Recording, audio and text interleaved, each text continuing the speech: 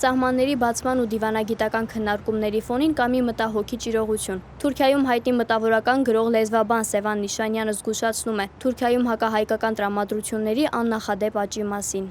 60 yıldan beri Türkiye Որպես մեկը, որ 60 տարի է գիտի Թուրքիայի հասարակական կարծիքը եւ Թուրքիայի մթնոլորտը, կարող եմ վստահորեն ասել հետեւյալը. այս 60 տարվա ընթացքում երբեք հայատյացությունը Թուրքիայում այսքան սուր, այսքան ակտիվ եւ այսքան տարածված չի եղել։ Դա կարող է մասամբ պայմանավորված լինել համացանցի եւ սոցիալական մեդիայի ազդեցությամբ, որովհետեւ ավելի արմատական տեսակետներն ավելի հեշտ է դարձել արտահայտելը։ Ամեն օր, ամեն րոպե, ամեն ժամ սոցիալական մեդիայում տեսնում ենք ահասարսուռ, խորը ատելության դրսևորումներ, որոնք հասել են սարսափելի ծավալների։